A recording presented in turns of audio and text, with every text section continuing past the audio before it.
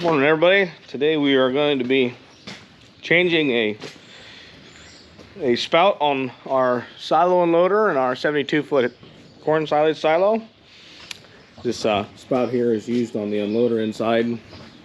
That actually, there's a blower up there on top of that unloader, and it'll throw it from that spout down this concrete chute here into that conveyor there that ends up going into the feed room. So it's got a little hole worn in it that has been progressively getting bigger. So we're going to go up today and get that fixed. And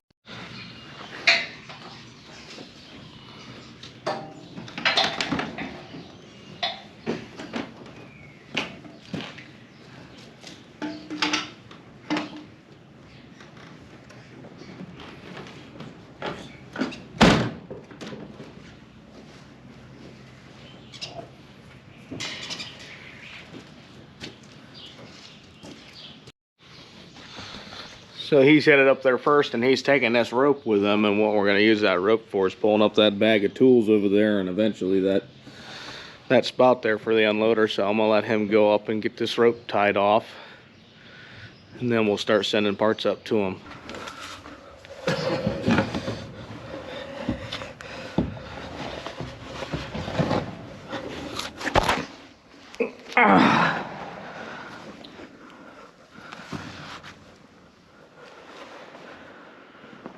Okay, if I give them a little bit of description, or is it on?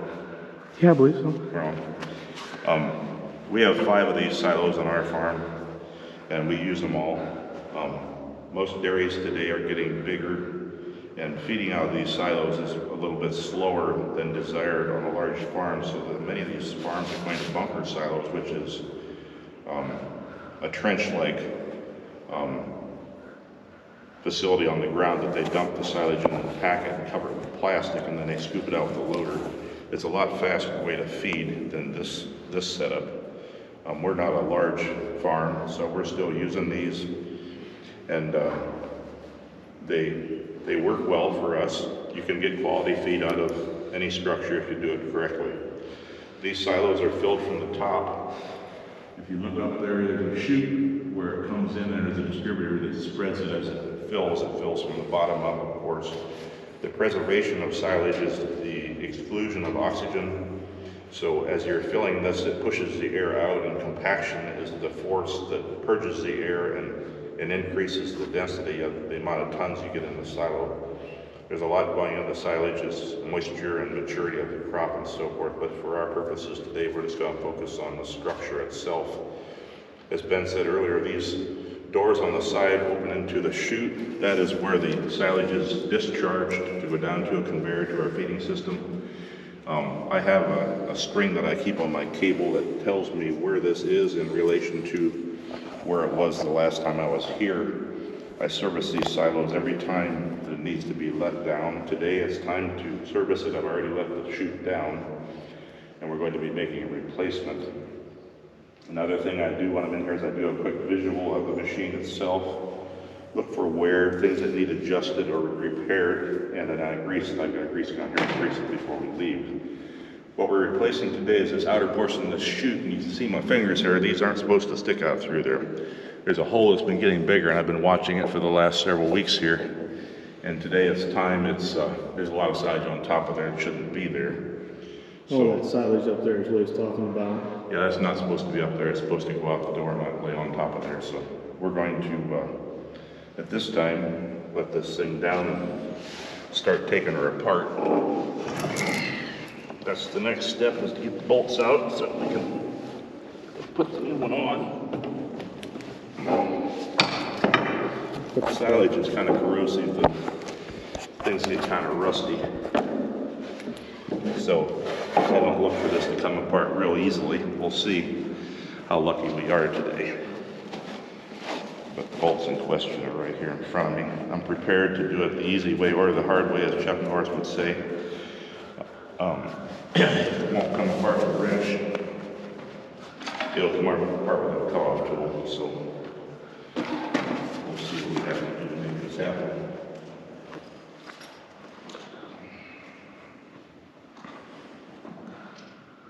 kind of the general gist of how this thing works. There's augers over here, you can see. And those run along the surface here, and they kind of grab and bring that silage into this thing, and this is called a blower.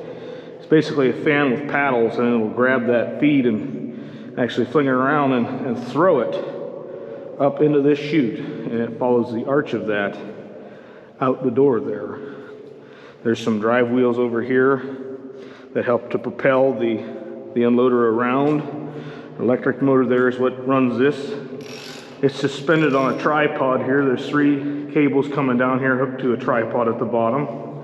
It goes up this suspended cable that goes all the way up, back down to this actually, and back out down to the winch that's outside that you see me running the other day when we were letting the silo down when we were feeding.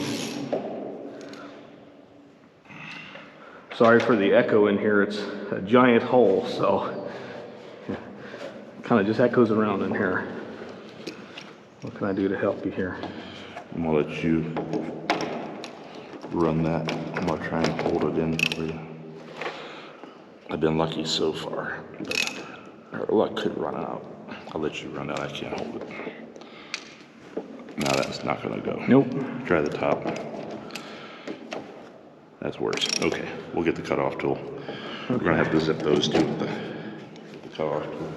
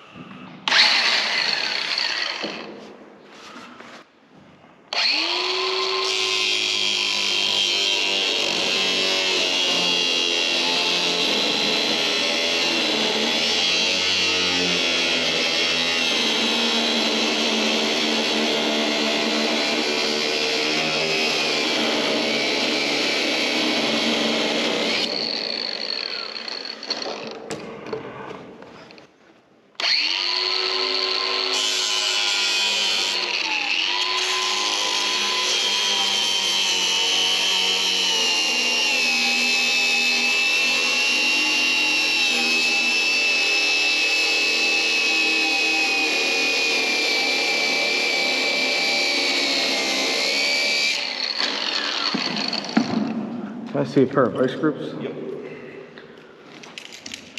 Done with the grinder. Possibly, but hang on to it for just a moment.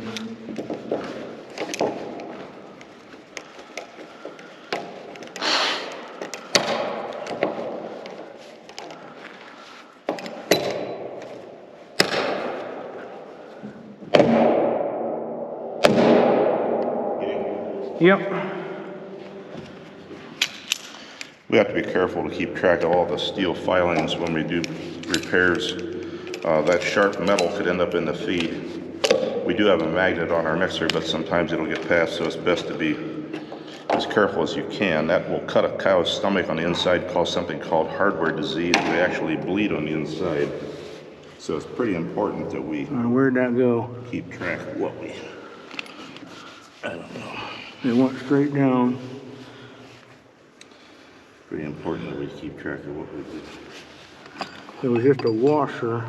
Was it? Yeah. Just tap the side with that, maybe lay it flat. There it is. Oh, I see it right there. Right there, right where you laid the punch. So you can see how hard it is to see anything if you drop it. It's a bit of a challenge, actually.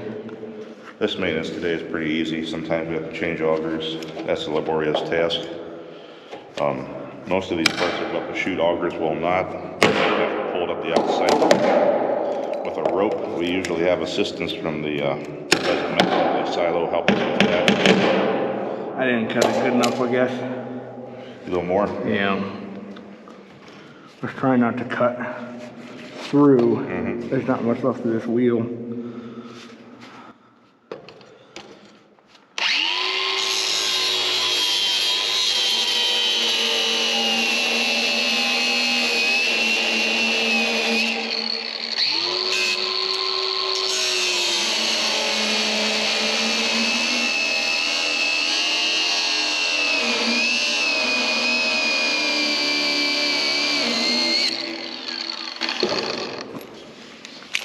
These cordless tools have really revolutionized farming. I remember 40 years ago we had to drag an extension cord anywhere you wanted power.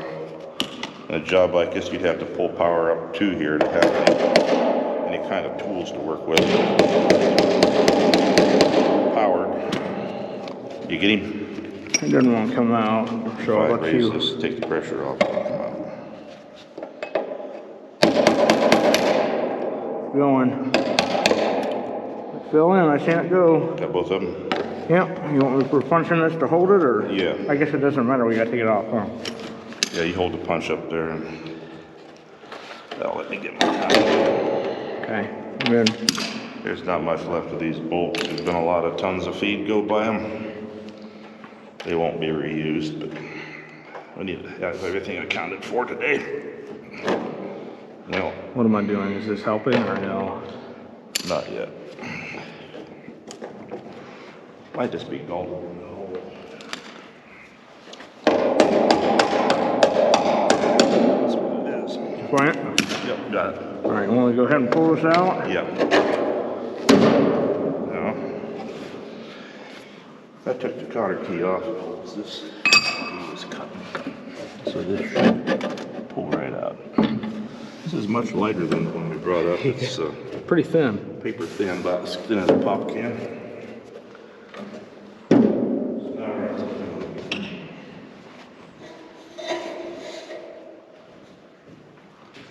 Gotta put the spout brackets on. Okay, I'm gonna let this down while we do that then.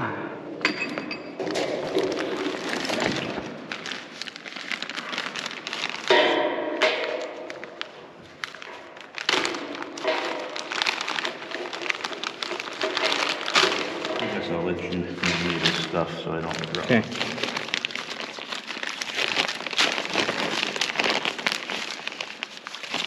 It's much easier to see nice, shiny, new hardware if you drop it in here than it is old, rusty stuff. What do you want first? Bolt and the nut? Yeah.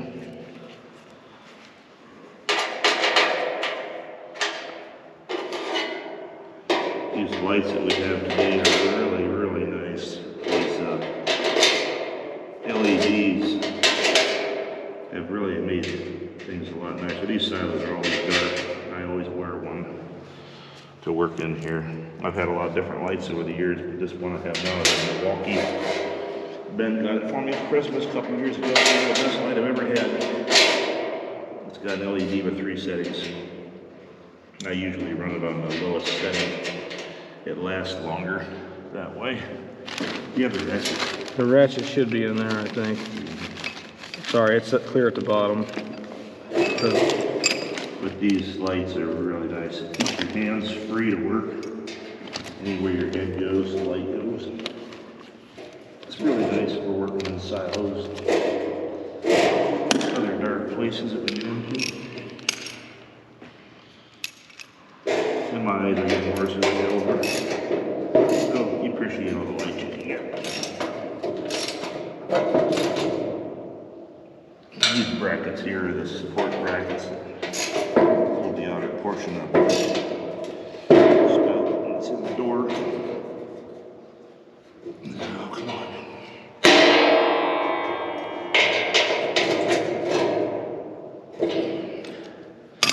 Alright, now, brought new bolts. There's that. Those will be shot. Here's up there. This bag is a gift that I got one time. Free gift with some tools that I got. It's actually a Milwaukee tool bag. It's kind of handy. I guess we better scrape this a little bit and make sure our surfaces are clean. So it mates really nicely. You want a smooth transition through the feed so nothing happens.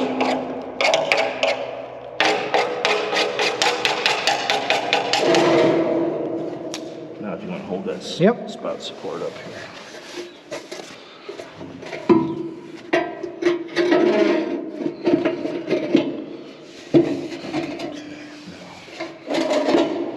This is where it becomes a little more challenging.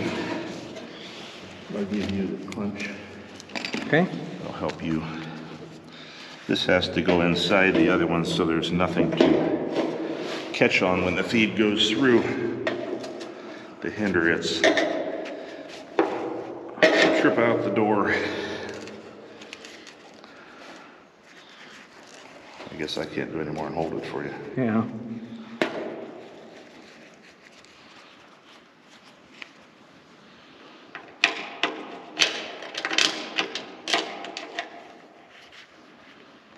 Silage is moist, but it still has some abrasion properties to it, plus it's acidic. It goes through fermentation where acids are produced, acetic acid for one. So it is corrosive, so it does tend to eat things. This is galvanized steel, but it will in time wear and rust.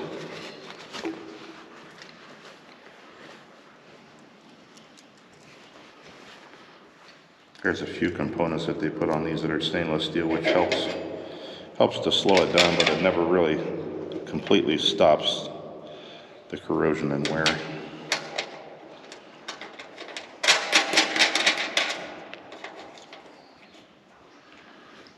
We really like these Vandale unloaders. I guess I've got 40 years of experience. Oh, there's a bug out there from the West River house. Oh. 40 years experience working with them, so I guess come with familiarity, I tend to like something. I can pretty much tell by going in the silo if I'm having a problem what's causing it. There's a lot of things that can cause problems, you know, belt tension and spout alignment and a hole in the spout like this. And the augers have a broken bolt, they won't turn, so the feed won't come out. There's just a lot of things that can happen. As long as you keep your spout let down on time, you shouldn't have too much trouble. Now, I don't have to try and keep this straight for you to tighten. Yeah, wrench, is it in the bag? Yeah, you have to change the socket. That's fine.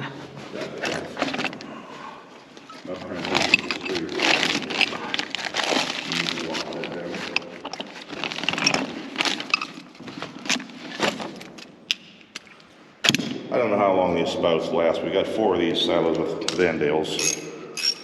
It seems like there's always one somewhere that needs something. Where you want it? Yep, looks good.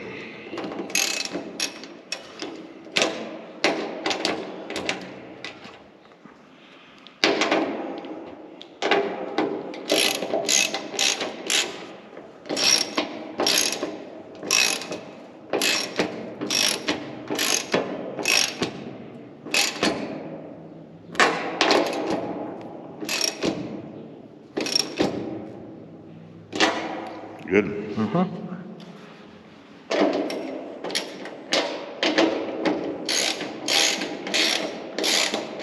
They could be shorter if we could get them, but they won't. You can't get anything shorter than an inch anymore.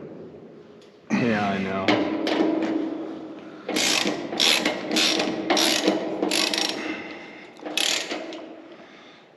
Another thing that causes corrosion in a silo is bird poop. And you really never look up much in a silo, especially if you hear those little guys walking around up there, because there's a good chance that something's gonna fall and hit you in the eye. Man, it's not something that you want to be hit with. That stuff burns. And bird poop is very corrosive also. We have pigeons. Pigeons like to roost in these silos. They're tall. There isn't any predators up there. So they like to roost in these silos. And then in the wintertime, especially the silos that are close to the barn, the heat from the cows comes up through the chute. And the starlings come in here at night to stay warm. You know, they're not stupid. They know where to go to get in and out of the cold. So sometimes if you have to come up here in the morning, you got to keep your mouth shut and be ready if you hear birds, because chances are you're going to get one in your face. If you have this hat light on, it tends to draw them toward you. And I just did a dumb thing. What's that? This is on the wrong side of the chute. So I'll have to... What's on the wrong side? Hang on, Dad. Oh, no, okay. I'm overthinking things. All right, now, if you want to lift that up, Okay. You can hang it right on the door there. That pipe there supports it. And that's what holds her in place. This keeps the cord up where it doesn't get munched. And now we're ready to go. And I didn't change the height. That's another important thing. You have to have this the right height so it shoots it out the door and nothing comes back in the silo. So it looks to me like we've got that in good shape. I'm gonna go ahead and grease it while we're here. I did it today for 2 reasons. One, it's warm. So this time of the year, don't like working out here on steel when it's sub-zero. And number 2, it needed to let down anyway. There's a series of fittings on this unloader. This is the power ring, you call it, collector ring. What it does is the power comes in the cord. Since this machine goes around in a circle, that electricity has to go around in a circle too, and you know a cord is going to knot up. So what there is a series of copper or brass rings in there. There's 2 hots and a negative. This is a 220 setup. And so that power is transmitted through brushes in that collector ring as this thing rotates. So that allows it to continually turn and provide power to the motor. And so there's a lubrication point there to make sure that's free. I always make sure these wheels are clean, especially entering in the wintertime now. Frozen silage doesn't turn. We've got all of our, well, a lot of stuff on this farm is modified, but these all have the best blowers on them now, pillow block bearings that you can grease. This is Van Dale's best blower they've come up with. They've made a lot of improvements in the last 40 years in blowers. When we fill these silos, these unloaders come apart. These wheels fold in. There's weights on the back end that have to be slid in so it's balanced properly. The spout comes down, lays on top of the augers, the cord comes off, and you change the point of attachment from the tripod where it is now to the central point of attachment on the blower here on this pin. And by moving that over here, it centers this in the silo so it doesn't rub on the concrete and have to run that all the way to the top. It takes a little time to get it up there, but you have to raise it to fill it, and you have to make sure all your doors are shut and your cord is out. 2-man job. Somebody runs the drill, somebody watches the unloader. And then once it's up, you can fill it. These are called top unloading silos because the unloader sits on top. There are other structures that have a bottom unloading silo. We don't have any of those. They have a flail type mechanism at the bottom that undermines the silage and it slides down and comes out. So I can't show you those. But, looks like the sun might be coming out. There's a little more daylight up there than there was. So I think we are good to go. Ready to head down. So Ben's gonna head down and I'm gonna start shipping parts to him. We'll see on. You want me to stay here? You might want to help this tool bag Yeah. get out the door because I don't know if I can swing it and make that. Hang on, hang on.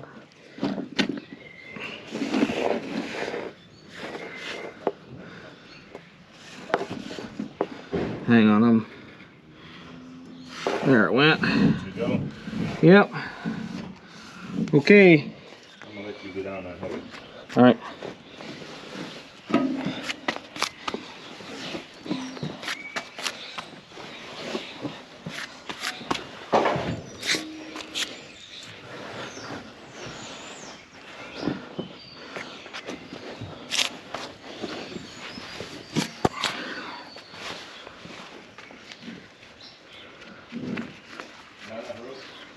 Yeah, I got enough rope. I'm just working on getting the hook out.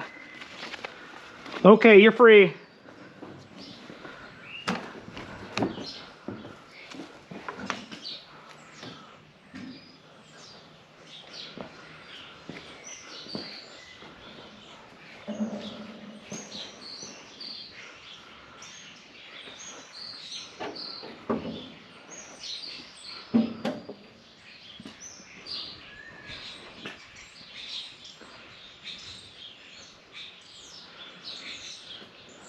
Yeah, but this is that winch I was talking about from the inside, in case I didn't talk about it too much on the last video. This cable runs up and into the silo and down to the unloader and back up to the ceiling. And so that makes it a double cable system. You want to jiggle that and see if it'll come free of that? Yeah, it will. There it went.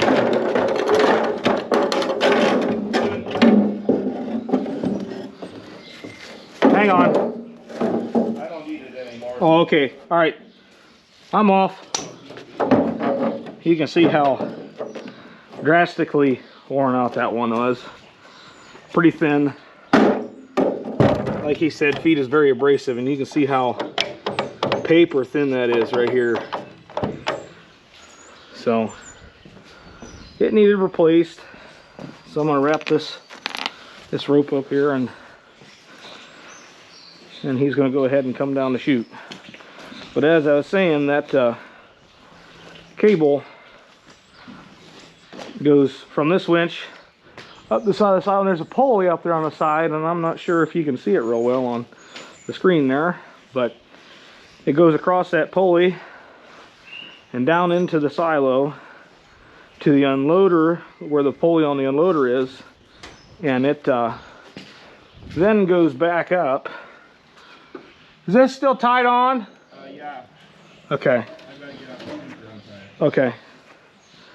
Anyways, goes down the unloader on a pulley on it, and then back up to the top of the silo, and that'll make this a double cable system. So it cuts the load on your winch there in half, and so that makes it easier to crank it down and crank it up, but it also makes it crank it up and down slower than a single cable system. That 60 footer has a single cable system, so that's just a cable that runs from the winch up to the side of the silo, across that pulley, and down to the unloader, and it never comes back up. So that makes that a single pulley system there, but or single cable system, I mean. But yeah, we've got 5 silos in total. There is 3 on this farm, 60-foot hay silo, 72-foot corn silo, and an 80-foot corn silo. Got a fair amount of silos here.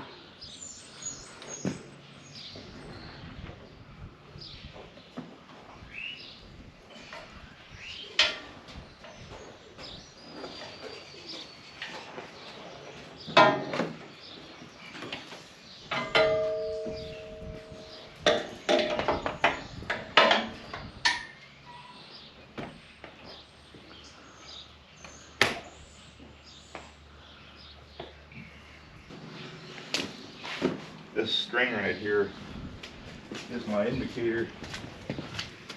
Tells me where it is in relation to the last time I was there. This string has to go 8 feet on this silo to travel 4 feet in height due to the double cable system. So I watch that every day, and that tells me when I need to service this silo. That saves a lot of unnecessary trips. And if it isn't exactly where I want it, I can make an adjustment. Today it was about spot on. I might add just a little bit of distance to travel. So next time I'm sure I can get the door open. If you don't do that, it's hard to drop yourself in and do a chin up to get back out. It can be done, but it's easier to be able to open the door. So I do that on all the Vandale silos. Now the one across the road is not suspended, so I can't do that. So that's a guessing game. I just watch my calendar and try to go up at the right time. You also have to keep track of your cord. Every time you let it down, you got to make sure you get the cord down too. You don't want that laying up there getting caught in this conveyor. That cord is very expensive.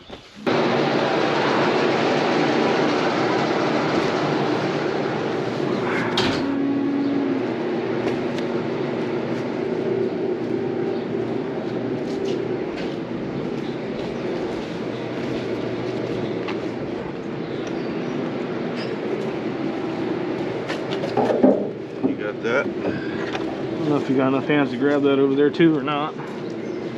If not, I'll come back for it. Well, we're gonna go put away our tools from this, and this spout that I'm holding in my left hand is nothing but scrap metal now. It can go be turned into a Prius, I guess. But we're gonna put our tools away and move on to the next job for the day. Dixie, we go in the house. Go on.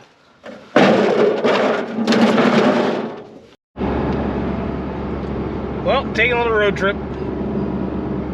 Gonna look at a truck for the farm. So we'll catch up with you guys once we get there.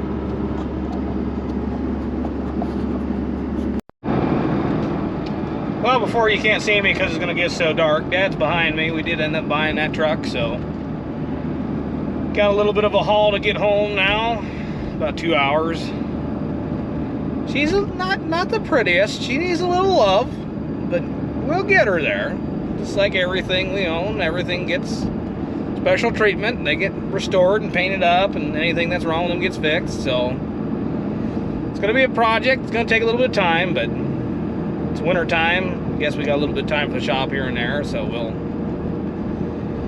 work on it when we get time throughout the winter here. I'm gonna end up taking the utility body that's on it off of it and putting a flatbed on it.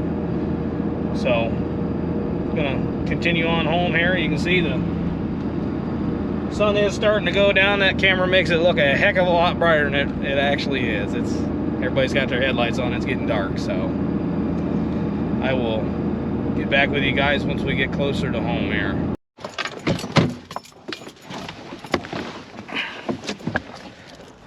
Well, we made it home. I don't know if you can see me very well, but made it here safely. That was a bit of a drive there. See if I can remember what breaker. Bam, I remembered it. Anyways, made it back. Dad's coming up drive now. We'll put that thing in this shed here for the night. We're gonna end up calling it a day. It's a little past supper time, so we'll put this thing away, and we'll let you guys check it out sometime on another day here. But new addition to the fleet.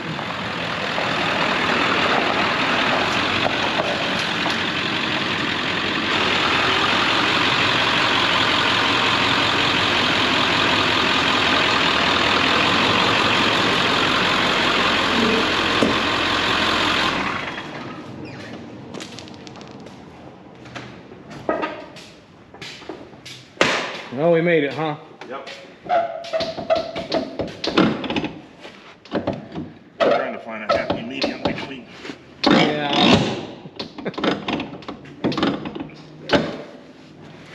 She needs a little beautification, but we'll get it straightened out.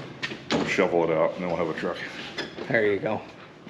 But there it is, guys. It's not much right now, but we'll get it cleaned up and a little bit of polishing, waxing, and We're good at fixing ugly. fix some ugly stuff. There's a lot of potential, so we'll get it fixed up, and it'll definitely look different here soon. So I think I'm gonna end this video here. We'll catch you guys next time.